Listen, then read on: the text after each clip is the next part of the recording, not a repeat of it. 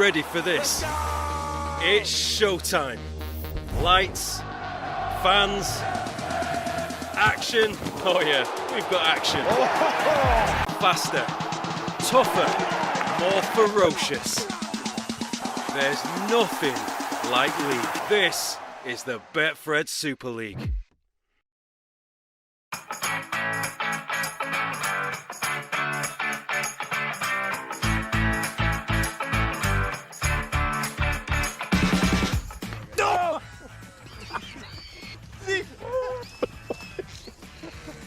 Got me here. It took a big chunk out of me. Bleeding. It's bleeding. Oh no, it's bleeding. The thing just ripped my ear off. What do you think?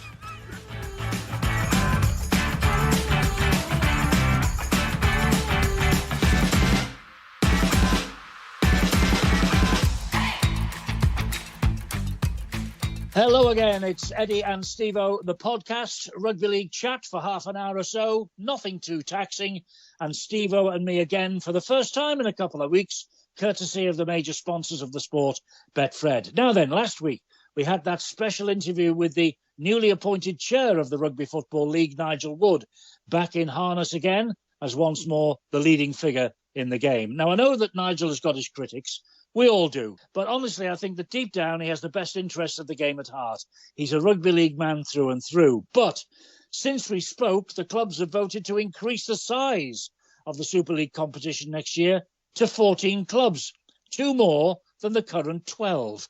Again, some strongly agree with the decision.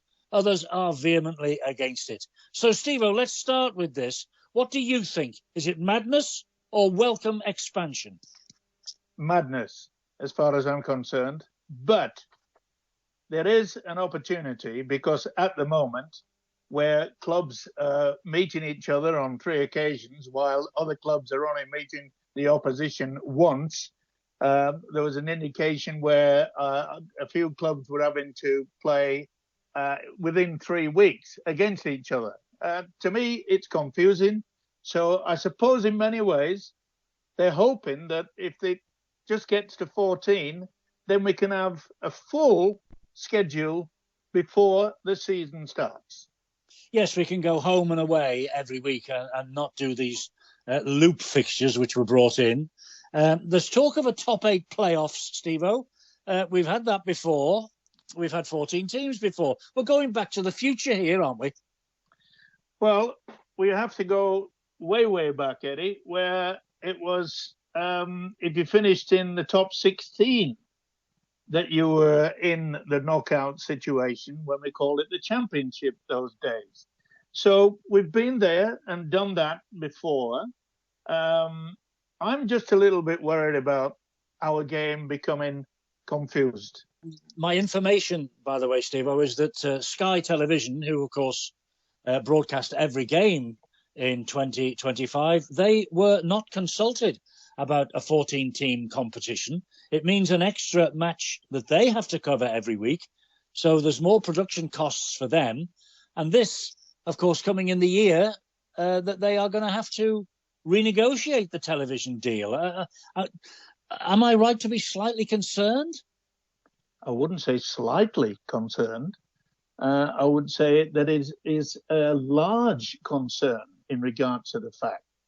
Look, Sky Television, how many times have we had to look for them to get us out of a situation, a financial block? Can we afford to get rid of Sky TV? I don't think so.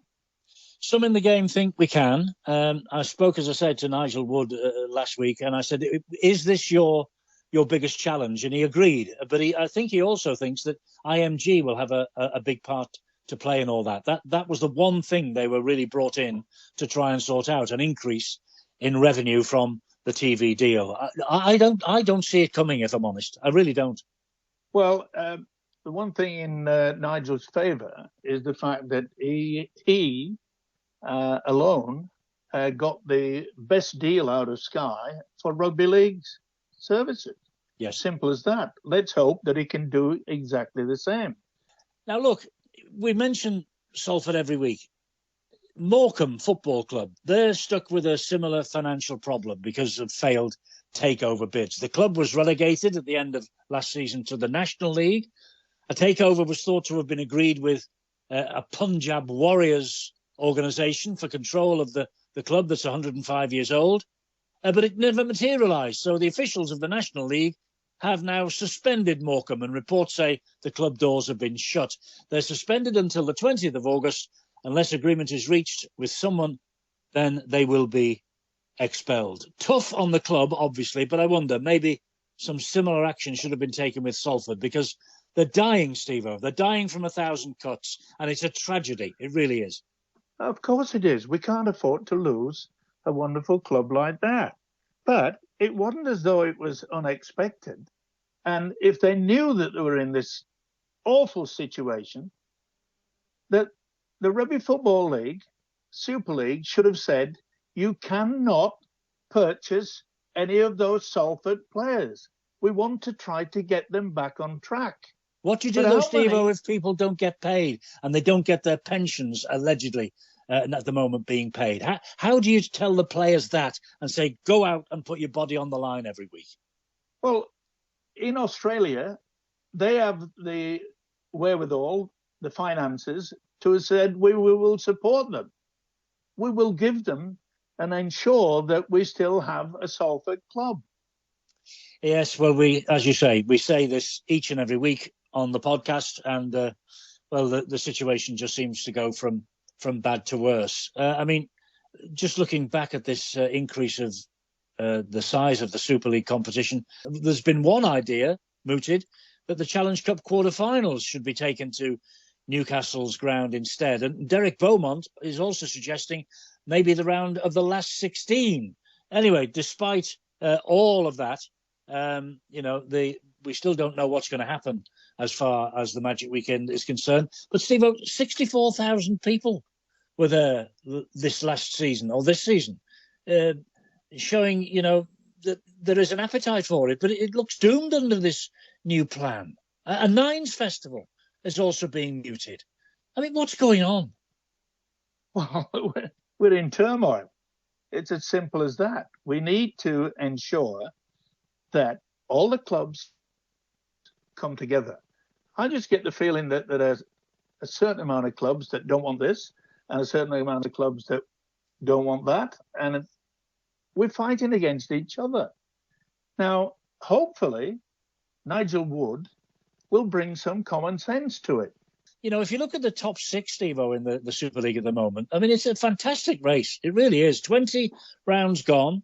Hull, KR, Wigan, Leeds, Saints and Leeds, they look like, barring a huge drop in form, that they'll all qualify.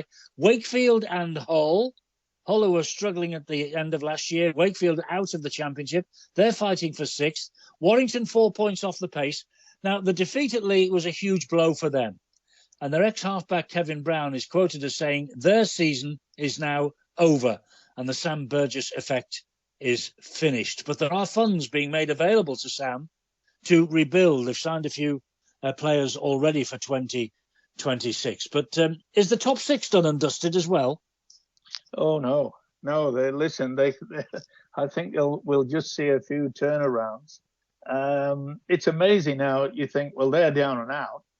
That team, there's no way in the world they'll win, and then all of a sudden they do. Who's going to come up, do you think, Stevo? At the moment, we're looking for two, maybe three. Salford maybe will go. If that's the case, we're looking for three. So who's coming up? You look at the top of the table, as you've said. Bradford, York, Toulouse, Oldham. London, maybe.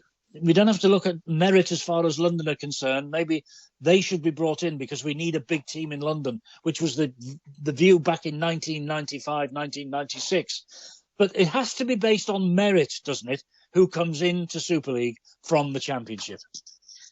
To a certain extent, yes. But one of the most important factors is, do they have backing? Do they have the money to be able to make it a success? You've got to look at our Wakefield. Have worked hard, got a good supply of English pounds behind them. So they are one of the most successful clubs in the last 5-10 years, Eddie. And you're looking at the same at York. They're having an impact because they've got someone that has a bob or two. Yeah, and they're making good signings as well. Yeah, and look, London, they had a good backing. It was costing the owner somewhere around about $1.5 million a year. But it was so mad on rugby league, and yet we just shafted them. We just pushed them to one side, and then the following season, when they've been relegated, they come up with the idea, we'll go for 14 teams. I know. Why couldn't they have done that? Why couldn't they have sat down with the owners and said, look, we're going to do this and going to do that, and you'll be part of it? And maybe David Hughes would not have pulled the plug. Maybe he would have said, if that's the case, then yes, I'll continue on. I hate to say it, but it gets back down to one thing: money. It does.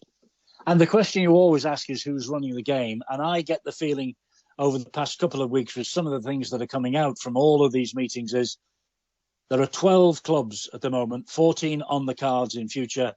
And the clubs, Stevo, the Super League clubs are running this game. What on earth, Stevo, is happening at Leeds?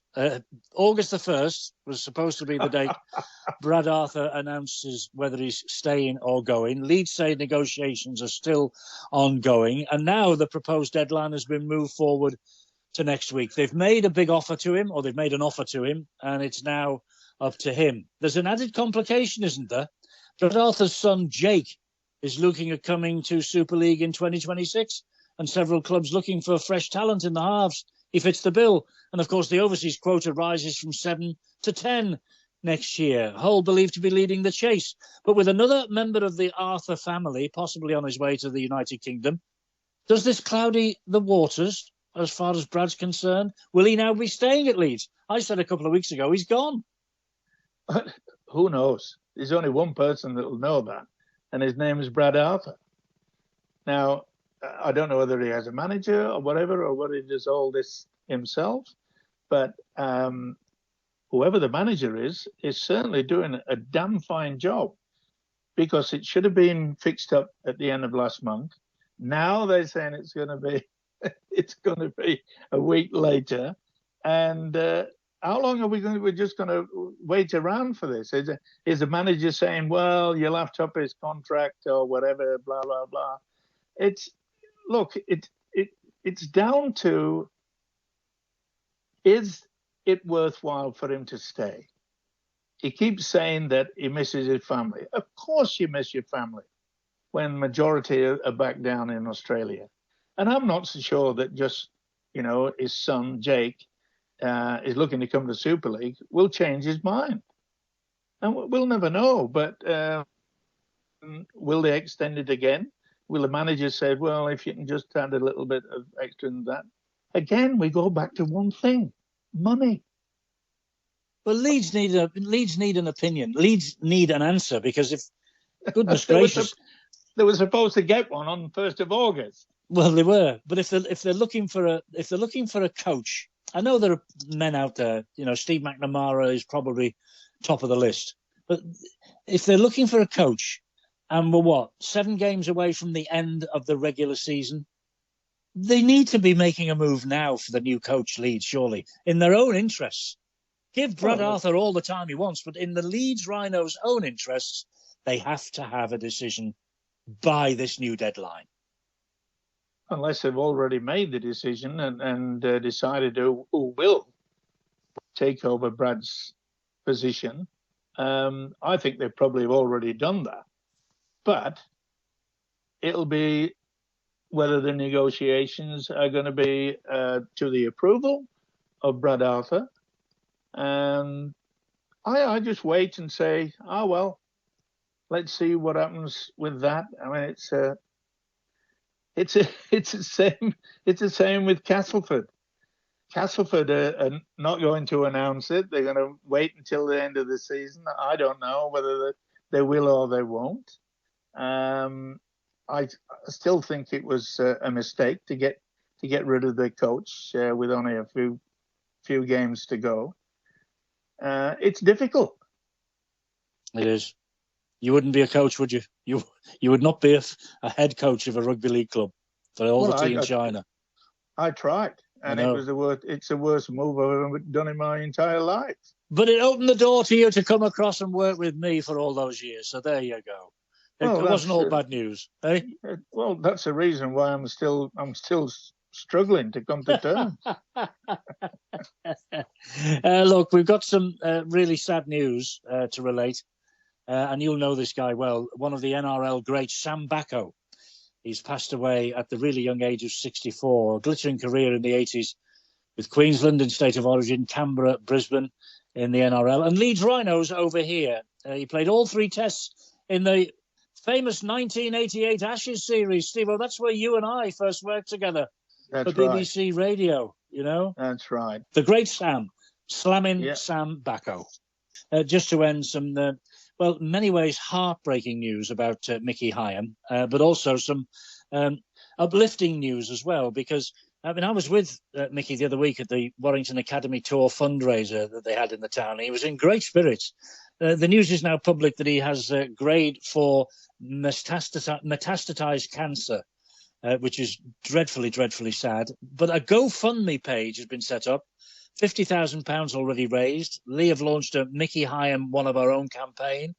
The whole sport is behind him, Stevo, as this game always does. It gets behind people who are in strife. There's treatment available overseas, but not here in the UK. So good luck to him, and all of his family, his wife Kate and sons Harry and Alex. He's a great lad, is Mickey Hyen. He's a really lovely bloke. He sure is, and we wish him and all the family all the best. But sad news, Eddie, in regards to a former commentator that you and I knew, for a long, long time. What a great man. The great Ray French. Ray French. He was he was one of the nicest blokes within rugby league. I'm not so sure he was all that nice when he was playing, but he was a tough player as well. But he had a great time and a wonderful commentator for BBC, and it all comes to an end. But rest in peace, Ray. Absolutely. I remember seeing him at a dinner once, just to end on a slightly more humorous note. He was giving a talk at a dinner about his time. I won't mention the club, but they were going through a bit of a strife, not very good times, and the board of directors issued a bonus scheme, told the players they were going to get X number of pounds per win, and it would double each and every week and go on and on. Anyway, the team got together and they started a run of 8 matches unbeaten, so the bill was going up and up. And there was one game against Leeds and they were going over in the corner. The final pass was thrown out to the winger. He went over for the line and the entire committee stood up and shouted for a forward pass, he said. It was a great story, and it sums Ray up and his humour absolutely perfectly. It really does. And it reminds me of quite a long time ago when at Dewsbury we had a captain there, and it's 8-all, and he looked up into the stand, and there the owner and the directors, and he put his hand up for 5, right? And Alvin Newell was the captain, and Alvin went and dropped a goal and won the game. And when he went into the dressing room, he went straight to the chairman and said, "Right, we all get 5 quid." He said, "How do you mean 5 quid?" He said, you put 5 up. No, I said, "I was telling you it was only 5 minutes remaining." Well, evidently it took the entire team to get Alvin Newell off the throat of Listen, Eddie, before we go, I'd just like to say that about Lewis Dodd. Yes. He's been dropped again by Bennett, the coach. It started in the last 2 games, and after the game, Bennett was asked by a journalist if Dodd would see out his 3-year contract. Bennett was very coy about it by saying he couldn't answer that at the present moment. Obviously, rumours are suggesting South Sydney could agree to let him go back to the UK if a financial agreement is made. But Dodd is adamant he will see out his 3 years term. Simple as that. I wonder why. And on top of that, my old club, Penrith Panthers, has been fined 50,000 Aussie dollars for an incident with the trainer. The Gold Coast Titans was aiming for goal out wide. Jaden Campbell set it all up, was about to run in, when guess what? Corey Bockin, the trainer, ran right across in front of him and he missed the kick. Well, you could imagine that there's hell on. Hell on. And in fact, the NRL Chief Executive Andrew Abdo has revealed that he's checked up and the Penrith trainers have been involved in 6 on-field discretions since 2021. Goodness now, gracious. I'm not saying that's the reason why they won the last 4 grand finals, but I tell you what, it helps if a trainer can put off the goal kicker.